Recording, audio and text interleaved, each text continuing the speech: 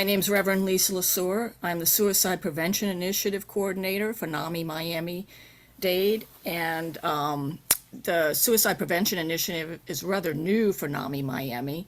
It kicked off about 6 months ago with an intense media campaign, multimedia campaign of social media, interviews with numerous news outlets in multiple languages to get the message out that there is hope for people who are considering suicide, that there's help for people who are in that crisis mode.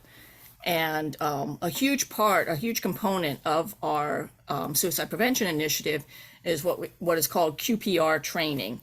It's called Question, Persuade, Refer Suicide Prevention Initiative Training. And it's about an hour and a half long. And we present it for free to community organizations, and both online and on Zoom. Excuse me.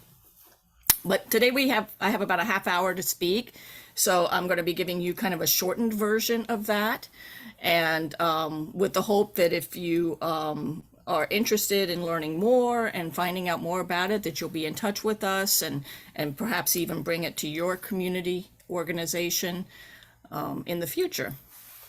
So I wanted to begin a little bit with my personal interest in suicide prevention, and it's kind of twofold.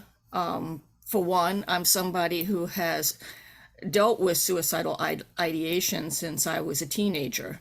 It's kind of always been my go-to mechanism of thinking.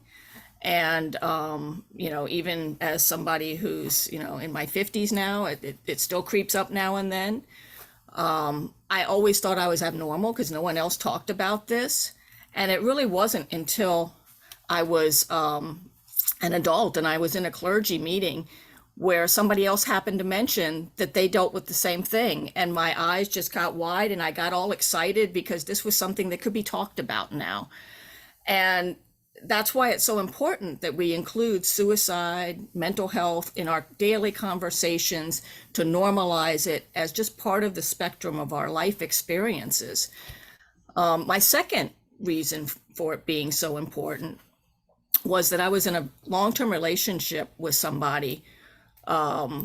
We'd been together about 7 years when she started to struggle with mental health challenges. She'd had some severe trauma when she was younger and as a child, and some things that happened in her life that brought that back up. So she was dealing with some PTSD and panic disorder and severe depression. And I would often be the one that would take her to her. She had a therapist, she had a psychiatrist. I had a good relationship with them as her caregiver. They would often share information with me about how they thought she was doing. Never in one of those conversations did suicide come up as something that she was thinking about or something that I should be concerned about. And so it was shocking when I came home one day and walked into the living room and found her there with a weapon in her hand, talking about wanting to end her life. And you think you know what you think that if you're in that situation, you know what to do. I can tell you that I froze and I really had no idea what to do. I did end up calling 911 and they came out and they had her Baker acted. And she did get some help, some more intensive help. And now that that was on the doctor's radar, they did adjust her treatment plan some. But it often made me wonder, what did I miss? What might have been happening all along that I didn't see or didn't hear, or frankly, just didn't want to deal with on a conscious level? I don't think anyone wants to think of their loved one or somebody they know being in such a crisis state that, they think that their only option is to end their life. So it's important that everybody know what the warning signs are and pay attention to them and take them seriously. So one of the things I want to talk about today with suicide prevention, let me go ahead and start sharing my screen.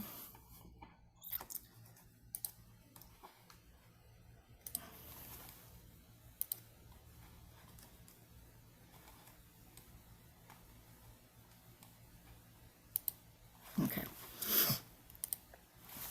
We're going to start off with just some basic statistics. We don't have a lot of time to go real deep into it, but just so you can get an idea of what the overall problem is.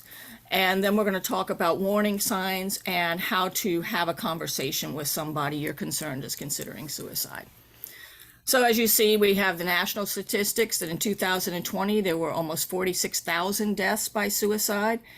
And when we think about these statistics, I would say that they're probably underreported because a lot of times, the coroner's office gets pressure not to report it as a suicide because of the stigma attached to mental health and suicide. And also there's concerns about, getting payments from insurance if it's recorded as a suicide. So I would not be surprised if this is much higher.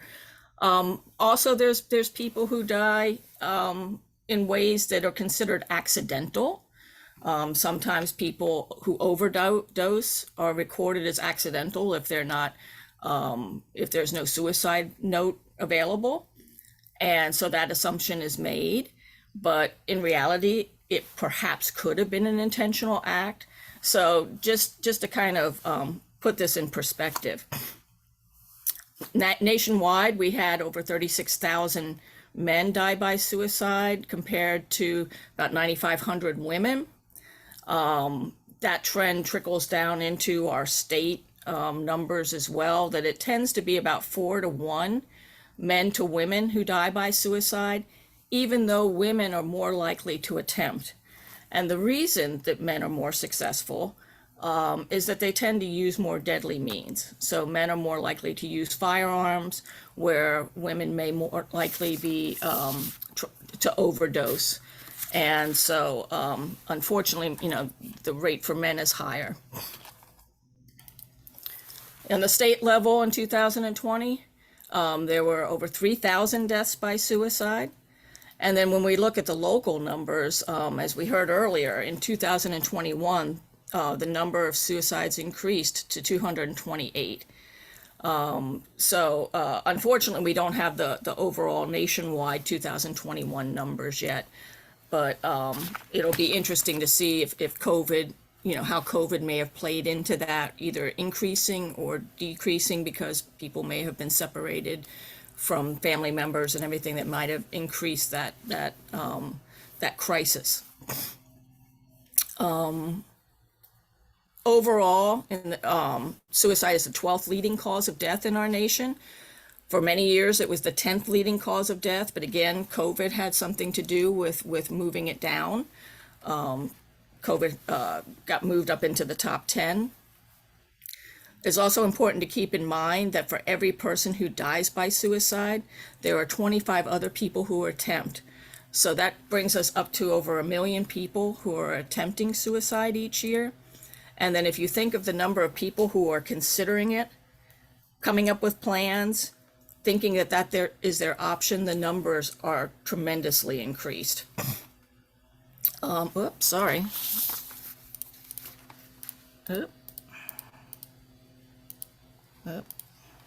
Sorry about that. The other statistic I would like to point out is nationwide, over 6,000 young people aged 15 to 24 died by suicide in 2020, which made it the 3rd leading cause of death for that age group. And again, any one person we lose to suicide is one too many. And in many cases, it is preventable if we know how to talk to somebody, if we know how to recognize the warning signs, if we know how to be proactive. There are several risk factors in terms of certain populations, so like LGBTQ youth. There was a recent Trevor report that noted that over 42% of LGBTQ youth dealt with suicidal ideation in the previous year. Victims of trauma are more likely to consider suicide. If somebody's had a previous suicide attempt, they're more likely to try again. And veterans are also another high-risk group with an average of 17 deaths per day. And one thing I want to point out is nationwide, there's about 25,000 homicides per year. That's about half the number of suicides that we see reported. And yet you see homicide on the news all the time. You know, you can't turn on a news report without hearing a report of homicide. Usually when we hear reports of suicide, it's somebody who's famous who's died in that manner. And I think that we need to increase the conversation. By increasing the conversation around suicide, it is my hope and the hope of NAMI that we can reduce the numbers tremendously and make it more part of our conversation, so that it normalizes it and makes it easier for somebody to talk about it if that's what they're struggling with. So let's go ahead and go into talk about the warning signs. You know, stigma is, you know, we've talked about stigma today. Stigma is such a huge part of the reason we don't talk about mental health. Stigma around suicide is even greater, because traditionally in religious communities or culturally, it's considered to be a crime, which is why we talk about somebody committing suicide. And so one of the things we're working to do is change the way we talk about suicide. So rather than saying committing, which makes it sound like a crime, which is how traditionally it had been viewed, as a crime against God for taking your life, if we say that somebody died by suicide, it makes it, you know, it just leads to that normalization of it as one more way that people are known to die.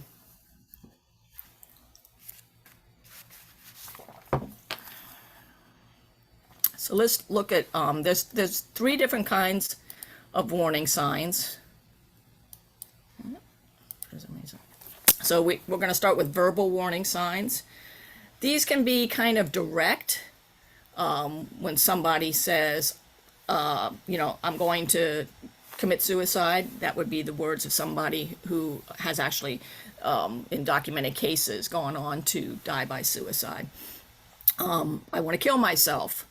I'm going to end it all. These are all very direct ways of saying that somebody's is considering suicide, and it's very much on the forefront of their mind. But it's not always that direct. Sometimes somebody might say something like, I can't go on anymore. They're not saying that they're going to die by suicide. They're just, you know, that could be taken like, well, I just can't continue doing what I'm doing anymore. I wish I were dead. That's more direct. Everyone would be better off without me. My life is no longer worth living. If things don't get better, I might as well not be here. I don't want to be a burden. You hear that a lot with older people who maybe are feeling like they're losing their independence. They don't want to have to rely on their children. They may have been diagnosed with a serious illness, and they're concerned that their children may be the ones that have to take care of them. So any one of these things, you know, doesn't necessarily mean that somebody's going to make an attempt. But even on the indirect ways of saying it, it should open up a conversation about suicide and mental health, and just trying to find out overall how that person is doing, what's making them feel the way they feel, and what can be done to help them in that situation. And again, they may not seriously be considering ending their life, but it's also possible that just by broaching the subject, you open it up to a wider conversation. There's some behavioral warnings. So anyone who might be withdrawing from activities or friends, especially somebody who was socially outgoing, giving away prized possessions, increased use of alcohol or drug use, putting personal affairs in order, acquiring guns or stockpiling medications, a previous suicide attempt, feelings of hopelessness, sleeping more or less, extreme mood swings. One of the things I want to note with this is when you look at teenagers, we often attribute a lot of these things to just normal teenage behavior. So, you know, teenagers can be moody. I have one at home. You know, if I try to get her up out of bed, you know, even to go to something she wants to go to, you know, I could get an attitude. when she has some difficulties in school, sometimes that feeling of hopelessness comes over, and then it passes once she gets past whatever test she's doing. So again, these behavioral signs are contextual. They're things that you need to be aware of and look for, and at least open up that conversation. I think, like with teenagers, just to have that ongoing conversation with them about how they're doing, talk to them about their mental health, give them that avenue of release, let them know that it's normal, that we all have that, as part of our life experience. We all have that kind of swings of up and down. And, the more that we can affirm that in them, I think the more that it strengthens them to understand that, yeah, they can get past this. This is just like a momentary blip on the screen, and then, things will go on.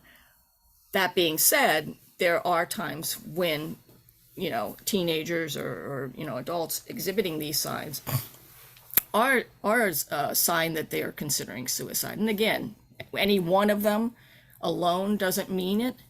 But, I would think that if you're noticing something out of the ordinary with somebody, particularly somebody you're close to and you feel well, you should begin the conversation with them.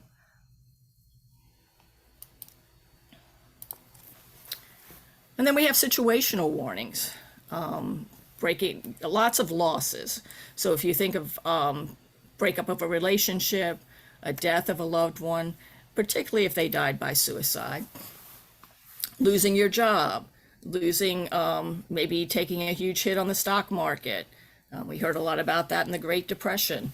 Loss of employment, being expelled from school, having to go home and tell your parents and not wanting to be perceived as a failure.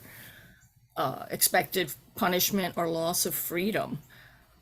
You hear about prisoners that take their life by suicide, sometimes because they can't deal with that isolation.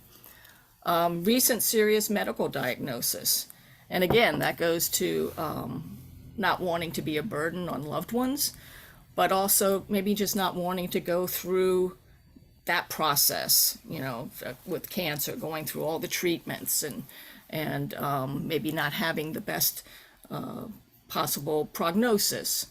So, so again, any one of these, people go through breakups all the time, and many go right on into, they have a moment where it's again like a period of time where they deal with that, and then they go on, and suicide never enters their mind. Whereas others, it's seen as a moment where they can't see past that. They can't see past what has happened. They can't see that life will get better. And that speaks to the importance of when dealing with somebody who's considering suicide, coming from a non-judgmental perspective. So any of us can start a conversation with somebody and talk about suicide. We often think that only experts can help somebody who's considering suicide. Nothing can be further from the truth. And in fact, I think from my experience, what I noticed was that it wasn't on the screen. It wasn't on the radar for the experts. They didn't mention it to me. They seemed to not be aware of it. They seemed to be surprised when we went back and talked to them about it. And so the experts don't always have it on their radar. So you being somebody who might be, interacting with this person either at work on a daily basis, or maybe they're, a fellow student, maybe it's your friend, maybe it's your loved one. You never know when you might be in a situation to be able to use these skills to help talk somebody down and get them to the help that they need. So as simple as it sounds, but when you start thinking of somebody's mental health, sometimes it's hard to think about how to start the conversation. Simply saying something like, "You haven't seemed like yourself lately. What's going on?" Or, "Are you okay? I've noticed you haven't been coming to practice lately. I'm concerned about you. Let's talk. I've been worried about you. Let's get a cup of coffee. I feel like you might be going through something. Would you like to talk about it? Any of these automatically show that you care, that you've noticed something about the person that's different. You want to talk to them. You want them to open up to you. You want to have the conversation with them. And the majority of people are going to respond positively to that. If somebody kind of brushes you off and kind of says, no, I'm okay. If you're really concerned, try to push it. Hey, I'd really like to get together with you and catch up some. Because it's important. It's important that they know that somebody cares and that they do have an avenue for talking about it. The majority of people who go on to die by suicide have exhibited some sign over the last week or month that was on their mind. And so being the one that intervenes and has the conversation with them can disrupt that plan. So then how do we have the conversation? Suggest a place where you can talk. It's important that you have this conversation away from other people. So like if it's somebody that you're concerned about in the workplace, suggest going outside for coffee or getting out of that environment. Don't have the conversation over the water cooler. Take them someplace where they're going to feel comfortable opening up and not have that stress of other people around. Allow plenty of time. It could take it could take a while in the conversation for them to feel comfortable enough and to trust you. Because again, that stigma of suicide is so strong. It makes it so difficult to talk about that it's so hard for somebody who's considering it to open up. Because then they worry too about what are going to be the consequences of me telling this person. Am I going to get Baker acted? Is something bad going to happen to me by admitting that? So give them plenty of time. And once they do start talking, let them talk. Just let them say whatever's on their mind. Whatever it is that they feel has led them to this point, let them get it out of their system. Because what I liken it to is, when somebody's gotten to that space where they're feeling like everything's just gotten so bottled up and they're under so much pressure, it's almost like a balloon that's been blown up to the point of breaking. Giving them that opportunity to release some of that pressure by talking about it is going to make the situation, I notice as a pastor, I talk with a lot of people who are going through different types of crises and traumas in their life. Letting them talk about it a lot of times enables them not only to start thinking more clearly, but in some instances, it allows them to come up with a better solution on their own without me doing anything but just listening to them. And so I can't overestimate the power of just letting somebody talk. Engage in active listening. You don't have to interrupt. You just have to hear what they're saying. And be non-judgmental. What they're saying, if they're coming and they're saying, oh, I just broke up with my girlfriend. She was the love of my life. There's no one else for me. Well, maybe you've been there and you know that they can get through it. Or you may come at it from a different perspective. Oh, that's a silly reason to want to kill yourself. But keep in mind that this is what they're thinking at that moment. And it's leading them to believe that suicide is the only option available to them. So, we have to keep our judgments, our assessment of the situation out of it and let it just hear what they say and how it's impacting them. Again, avoid interruptions. We're a society that's constantly interrupted. We have our cell phones on. I don't know about any of you. I know even when I'm engaged with conversations with friends, sometimes I can feel them tune out and go somewhere else on their phone. And that's very frustrating. And it shuts me down when that happens. If I'm in the middle of trying to explain something that happened in my day or something that I'm going through, and that's what happens to me, and I feel like somebody's not listening to me, it shuts me down and I don't talk about it anymore. Well, this isn't the type of situation where you want that to happen. You definitely want people to feel free to talk to you and to trust you and to know that you really want to help. And so that's just vital. And then stay calm. This isn't the time to panic. This is a conversation. And while what they're revealing to you may be disturbing, just know that there can be help for them and that you can be part of that help.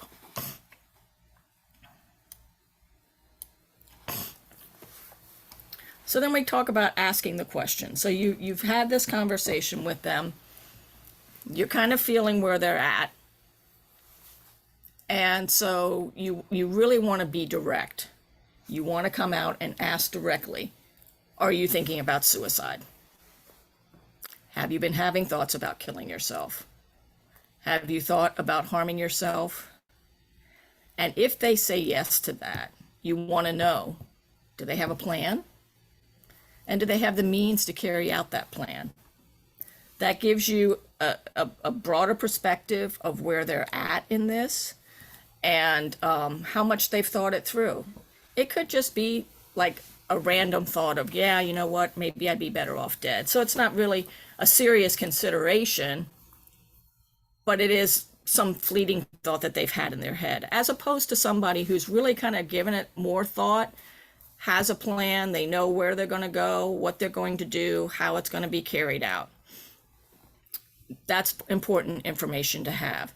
And if you do find out that they have the means, so like say they've been stockpiling medications, you're going to want to see if you can convince them to give that to you or give it to somebody that they trust to get them out of harm's way, telling them that, you know, you would like to get them to the help that they need so that they will continue to want to live.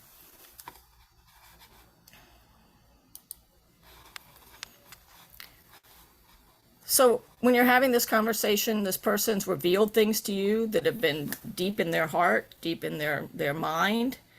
You may be the only person who has talked to them about that. You may be the only person who has noticed what's going on with them. So you may be that first person that they've trusted enough to open up to. Thank them. Thank them for trusting you enough to reveal this information, and tell them that you really want to help them get the help that they need. Offer them hope and reassurance that things can get better, that there is help available for them. Tell them that the help is available and provide resources. One of the biggest resources we talk about, of course, is 988. They're a tremendous resource. They can connect people with local resources in the community. But, you know, perhaps this person already has a therapist, and it might just mean picking up the phone, making an appointment, maybe volunteering to go with them if they're afraid to talk to the therapist and reveal this information. You know, perhaps you might be able to help them with that. A lot of this is contextual and depends on the relationship you have with the person. So some of it might be easier to do if they're a family member or a friend or a close colleague, as opposed to somebody you work with but you're not that close with. You know, that's kind of a judgment call as to how far you can go with that process. But tell them you care and tell them you want them to live. That puts you in it. That shows them that this isn't just a one-off conversation. You want to follow through. You have an interest in them getting past this crisis and finding a way to live. And one of the things they have found is that the majority of people who try to die by suicide or think about it, if somebody intervenes and gets them the help that they need, they'll go on and have a life where that's never part of their thought processes again. They'll go on, they'll have jobs, they'll get married, they'll have kids. It's just that one particular situation that they were in seemed so insurmountable at the time. And so they felt at that point that was their only option. But once they get help, they get therapy, they get the support they need, they never go on to think about it again. Ask if there are other trusted individuals in their life that you can tell. So it could be family members, friends, if they have a close relationship with a member of the clergy, their doctor, their therapist, anyone you can think of that might be able to be kind of part of a team that can help support this person during the time that they're going through this crisis. And then regardless of what your relationship was with the person, follow up with them.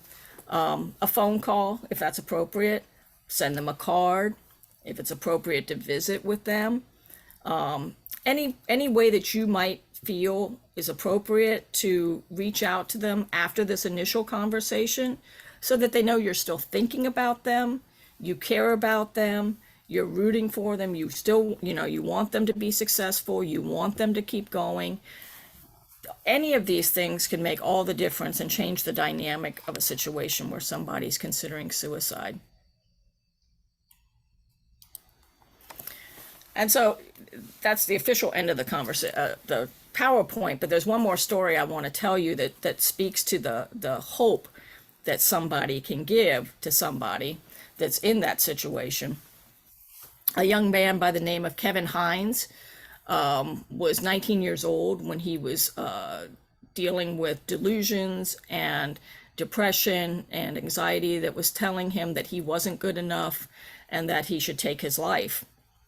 And so he traveled by bus to the Golden Gate Bridge, and all along the way, he's in tears, he's very upset, very overtly emotional. And in his mind, he recalls thinking, why doesn't somebody talk to me? Why doesn't somebody ask me how I'm doing? If just somebody would ask me how I'm doing, that's what I need. I need to know somebody cares about me. He gets to the Golden Gate Bridge. No one's talked to him. No one seems to have noticed him. So he makes the decision to jump. Right after he jumps, he realizes what a horrible mistake he's made. So he's able to position himself in a way that when he hits the water, although he still goes through a lot of damage to his body, he doesn't die. He's able to stay and float in the water long enough for help to come and rescue him. And so he was able to get the help that he needed. And it just stuck in his head that, if all he needed at that moment was just somebody to ask him how he was doing. And so he's now engaged in public speaking as somebody who will attest to the fact that, yes, we need to have this conversation about suicide. We can't be afraid to ask somebody if that's what they're thinking. And again, it's so hard to think about it. I mean, I think of my family, and if anybody in my family or my close friends told that to me, how difficult it would be to hear. But I would rather hear it than experience it. I'd rather hear it and be able to get them the help that they needed and stay with them and be part of, walk with them on that part of their journey than to not have them here anymore. So that's why it's so important for us all to be able to recognize the warning signs and know how to have that conversation. So I thank you all for being here. I don't know if anyone has any questions. Hi, Reverend LeSueur. This is Jessica Mulroy. I was wondering, how can we increase mental resiliency so that people aren't even, to catch people before they even get to that moment where they're thinking about suicide? That's a great question and probably better asked of a therapist. But what I would say is the difference I'm seeing even in my own children, as opposed to when I grew up, and I grew up a very long time ago, we didn't talk about mental health then. We didn't talk about depression and anxiety and things like that. So I had no idea what I was experiencing at that time. I can look back now and realize that, all the sleeping I used to do, it wasn't just normal teenager behavior. I was depressed. But since it wasn't part of our conversation, then I had no clue what was going on, and I don't think my mom did either. So I think by, what we're doing now, getting the word out, getting my kids know so much more about mental health. They know more about, my 14-year-old daughter knows to turn on a mindfulness tape and start listening to that when she's starting to feel very stressed. So I think it's just important to give kids the tools that they need and the understanding of what's happening. And that's only going to happen the more we talk about it and make it part of, again, that human experience, that it's okay not to be okay. It's part of life. And there are ways we can deal with it. So, yeah, that is a great question. I guess to follow up, that brings to mind, it does seem like the younger generation is more open to the concepts of mental health. So how would you broach this topic differently, maybe with somebody of an older generation who has more resistance to the idea of mental health care? Well, my experience has been more dealing with groups. So, like here in the church, I started a mental health ministry that I have addressed mental health on different spectrums of age. So I've done specific things for youth, and I've done other things for our older members. Again, just kind of having conversations that help people connect the dots of what they're experiencing, and that there's a name for that, and just being open to that, because again, yeah, my generation, we didn't talk about it.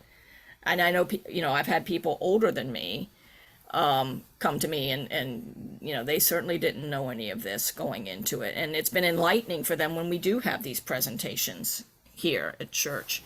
But yeah, it's definitely a different conversation, and then young people are like sponges. They get it because they're hearing it so much, and I think that that's wonderful. I think that we do need to do more to address the older generation and get that information to them, because I think that a lot of them come from that stoic era where you just kind of sucked it up and didn't give it a name, and to understand, I think it's life transforming to understand that that is a name for it, and it's something that is shared by others. It's not just none of us have these things in isolation. We just don't talk about it. Like my own suicidal ideation, that I had no clue that anyone else had that until as an adult, somebody else mentioned it. So I know that probably doesn't directly answer your question, but No, that's really cool, what you're doing with the groups in your ministry. And I also want to highlight, because I'm not sure if you can see the chat, there are a bunch of people saying thank you for the presentation. well, thank you for being here. And again, if anybody wants to bring, the more expanded QPR presentation to any community organization, we would love to present, because it's just so essential that we get the word out that there is hope. It's all about hope. The more we get the message out, there is hope that we can change the dynamic and reduce these numbers. I have a question. This is Dr. Yadaran. I wanted to know more about this organization and how impactful it has been over the past few years in helping to prevent suicide and mental health issues, or at least helping people to recognize what they have. So so there's two organizations. I represent NAMI Miami, which is a national organization that does a lot of different trainings, a lot of different peer support. And NAMI Miami is one of the affiliates. So there's affiliates all over the country, and basically providing support, providing education, and trying to get the word out about mental health. And now we're pushing to get the word out more for suicide. The organization that put together the QPR, which is kind of what this comes from, the question, persuade, refer, that's the QPR Institute. And they've given this presentation. They have, they call it gatekeeper training. So everybody who goes through the training becomes a gatekeeper, somebody who knows how to intervene with somebody's having, suicidal crisis. They liken it to somebody who's having a physical health emergency, where if somebody intervenes with CPR, they can save a life. It's kind of the same kind of concept, that if you know how to intervene in the life of somebody who's dealing with suicidal crisis, that you can change that dynamic as well.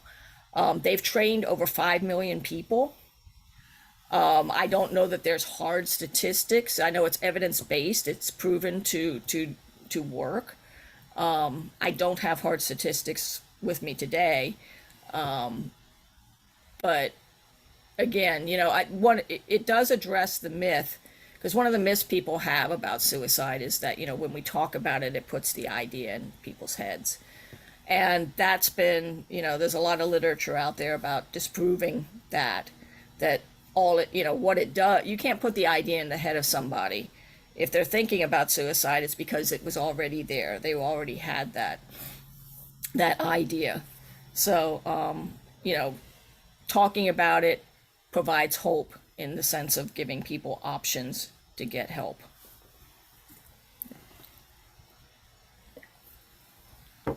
Thank you. I just want to ask one more question. Can anybody be trained, or do they have to have some credentials?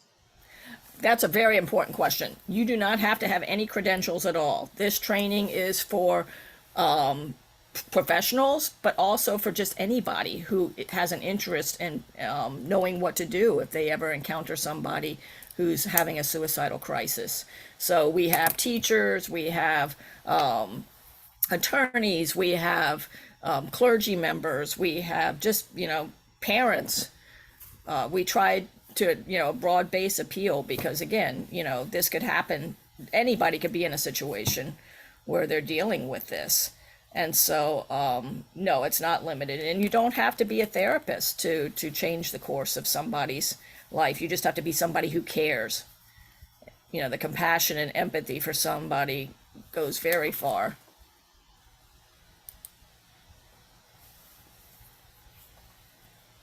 Reverend LeSueur, earlier you talked about the way that we talk about suicide is changing, like avoiding the phrase "commit suicide." Are there other phrases or things that we should avoid saying when we're having these conversations? I think the committing suicide is the most important, because that reflects the criminalization of the act. And what we've learned, since, over these hundreds of years, is that, it's not a criminal act. It's somebody who's in a mental health crisis. And so as our language has improved, and as our understanding of mental health has improved, our understanding of somebody who could be in that space. I think the one other thing that I hear, and unfortunately I still hear it in mental health circles sometimes, is that suicide is a selfish act. Because you've hurt your family, you've hurt your friends, you've hurt those people who are close to you, and really that's not what the person is. That's not what's in their